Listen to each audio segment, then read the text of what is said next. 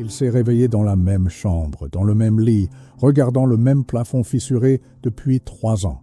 La même routine, le même emploi qu'il déteste, les mêmes personnes qui ne le respectent pas.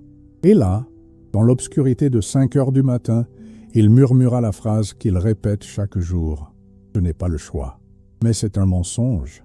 La vérité, c'est que vous n'êtes pas prisonnier du monde. Vous êtes bon prisonnier de la peur d'admettre que toute votre vie n'a été qu'une succession de choix que vous avez faits et que vous prétendez ne pas avoir fait. Sartre expliquait cela avec une cruauté nécessaire. La prison la plus forte n'a pas de barreaux de fer. Elle a des barreaux d'auto-illusion et vous avez construit chacun d'eux de vos propres mains. Ici, vous comprendrez pourquoi la liberté fait si mal et pourquoi la majorité des hommes préfèrent mourir en prison plutôt que d'affronter la vérité selon laquelle ils détiennent toujours la clé. Si cela vous est déjà arrivé, commentez ci-dessous. Et si cette vidéo vous rappelle quelqu'un qui vit prisonnier dans ses excuses, partagez-la maintenant, ils comprendront. L'homme ordinaire vit dans une prison qu'il a lui-même conçue, mais il passe sa vie à pointer du doigt les murs et à crier que c'est le monde qui l'a enfermé là-dedans. Il se plaint de son emploi, mais ne cherche pas d'autre. Se plaint de sa relation, mais ne la termine pas. Se plaint de la ville, mais ne déménage pas. Et lorsqu'on lui propose un changement réel, il a toujours une excuse prête. Ce n'est pas aussi simple, mais c'est précisément aussi simple que cela. Ce qui n'est pas simple, c'est d'admettre que vous avez choisi de rester où vous êtes. Parce qu'admettre cela, c'est reconnaître que vous avez le pouvoir sur votre vie et que, si vous avez ce pouvoir, vous ne pouvez plus vous cacher derrière le rôle de victime. L'homme moyen préfère l'esclavage avec des excuses à la liberté, avec des responsabilités. Il s'est tellement habitué à dire « je ne peux pas » qu'il en a oublié qu'un jour il disait « je peux ». La prison ne réside pas dans le chef tyrannique, dans la petite amie contrôlante ou dans la famille qui ne comprend pas. La prison se trouve dans l'esprit qui a transformé « je ne veux pas faire face aux conséquences » en « je n'ai pas le choix ». Et cela, c'est pathétique. Parce qu'au fond, chaque fois que vous dites « je ne peux pas », ce que vous dites réellement, c'est « j'ai peur ».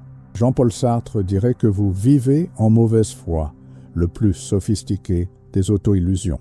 La mauvaise foi, c'est quand vous mentez à vous-même sur votre propre liberté en faisant semblant de ne pas avoir de choix pour éviter l'angoisse de devoir choisir. C'est la stratégie lâche de celui qui veut profiter des bienfaits de la victimisation sans assumer le coût de la responsabilité. Sartre expliquait « L'homme est condamné à être libre ». Cela signifie que vous ne pouvez échapper à la nécessité de faire un choix. Même lorsque vous décidez de ne pas choisir, vous avez déjà fait un choix. Même lorsque vous feignez de n'avoir aucune option, vous avez déjà opté pour cette illusion. L'angoisse que vous ressentez face à une décision cruciale n'est pas un signe de faiblesse, c'est la preuve de votre liberté. Et c'est précisément pour cette raison que vous cherchez à la fuir.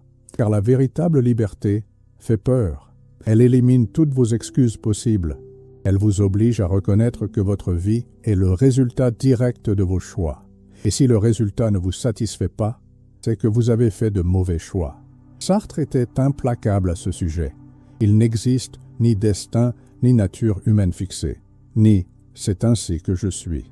Il n'y a que vous qui décidez qui vous voulez être à chaque instant. Et si vous choisissez d'être un prisonnier, c'est parce qu'à un certain niveau perverse, cela vous convient.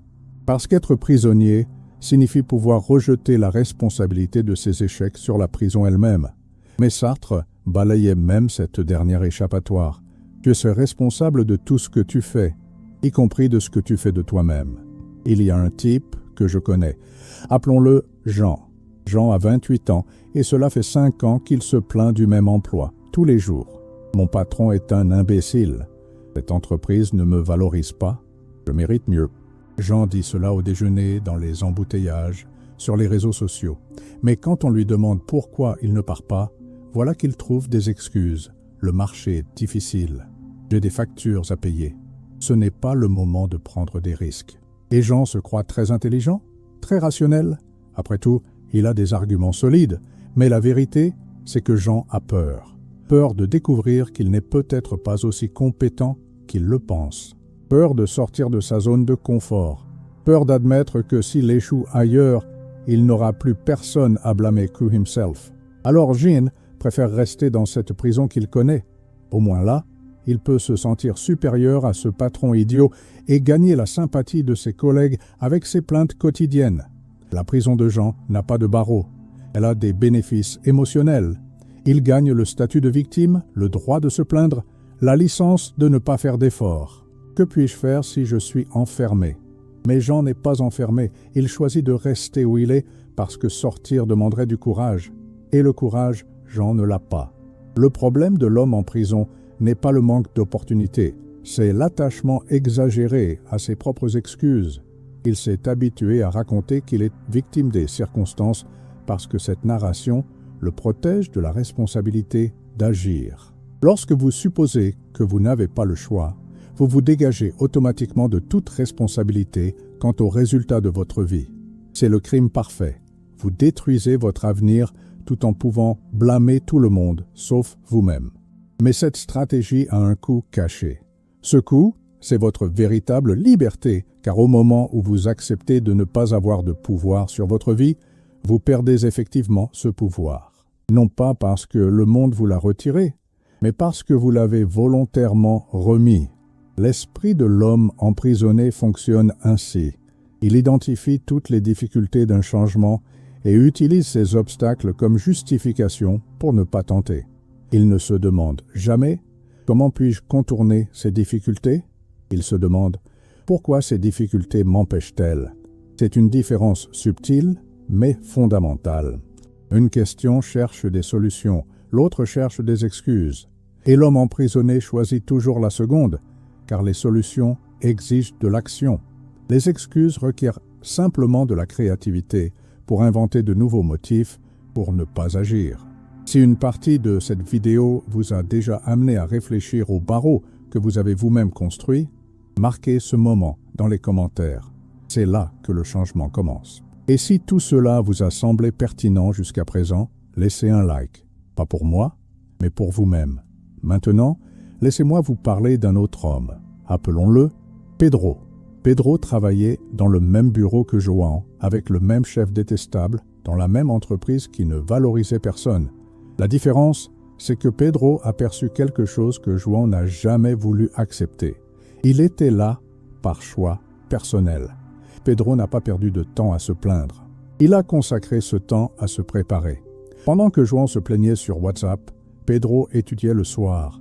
Pendant que João énumérait toutes les raisons pour lesquelles il ne pouvait partir, Pedro dressait la liste des compétences qu'il devait développer pour le faire. Pedro a compris ce que Sartre tentait d'enseigner. Vous ne pouvez pas contrôler les circonstances, mais vous contrôlez toujours votre réponse face à elles. En 6 mois, Pedro se trouvait dans un autre emploi. Un meilleur salaire, un meilleur environnement, un avenir meilleur. João est resté. Jusqu'à aujourd'hui, il est au même endroit, avec les mêmes reproches. La différence entre eux n'a pas été le hasard, l'opportunité ou le privilège. C'est que Pedro a accepté l'angoisse de la responsabilité, tandis que João a préféré le confort de la victimisation. Pedro a assumé que sa vie lui revenait de droit. João a continué à attendre que quelqu'un vienne le sauver. Pedro a utilisé son énergie à construire des ponts. João l'a utilisé pour ériger des murs. Et aujourd'hui, Pedro est libre. João demeure en détention, dans la même cellule qu'il a lui-même verrouillée. La cellule n'a jamais été munie d'un verrou. Vous avez simplement passé tant de temps à faire semblant d'avoir perdu la clé que vous en êtes venu à croire en votre propre mensonge. Sartre formulait une phrase dévastatrice. L'homme n'est rien d'autre que ce qu'il se fait lui-même. Cela signifie que vous n'êtes pas le produit de vos circonstances, mais celui de vos choix face à celles-ci. Et c'est la nouvelle la plus terrifiante et la plus libératrice que vous entendrez aujourd'hui. Terrifiante parce qu'elle élimine toutes vos excuses. Libératrice, car elle redonne tout pouvoir entre vos mains. Si vous souhaitez sortir de cette prison, vous devez accomplir 3 choses. Premièrement, cessez de mentir sur vos options. Vous avez toujours au moins 2 alternatives, accepter ou changer. Si vous choisissez d'accepter, assumez-le. Ne faites pas semblant de ne pas avoir eu d'autre choix. Deuxièmement, acceptez l'angoisse de la liberté. Toute décision importante engendre anxiété, peur, doute. C'est normal. Cela prouve que vous prenez une responsabilité véritable sur votre vie. Troisièmement, agissez malgré la peur. Le courage n'est pas l'absence de peur. Le courage, c'est agir malgré la peur. L'homme libre agit. L'homme en prison planifie éternellement une action qu'il n'exécutera jamais. La différence entre l'emprisonnement et la liberté ne réside pas dans la taille des obstacles, mais dans la disposition à leur faire face. Vous pouvez continuer à faire semblant d'être emprisonné, ou vous pouvez accepter que vous avez toujours été libre et que votre prison a toujours été une décision, la plus lâche des décisions que vous ayez prises. Mais c'est toujours une décision, et les décisions peuvent être changées. Le monde n'a jamais été votre prison. Le monde a toujours été simplement le décor où vous choisissez de jouer le rôle du prisonnier ou de l'homme libre. Sartre en était conscient. C'est pourquoi il a été tantôt haï, tantôt aimé, parce qu'il a arraché la dernière excuse confortable qui nous reste, l'illusion que nous sommes de faibles victimes des circonstances.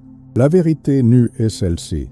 Vous êtes là où vous êtes parce que, d'une manière ou d'une autre, vous avez choisi d'y être, même inconsciemment, même en niant, même en haïssant, vous avez choisi.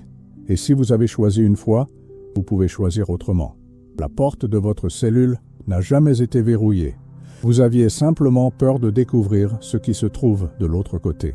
Mais de l'autre côté, il existe quelque chose que personne ne peut vous donner ni vous enlever, la véritable liberté. La liberté d'être responsable de votre propre vie.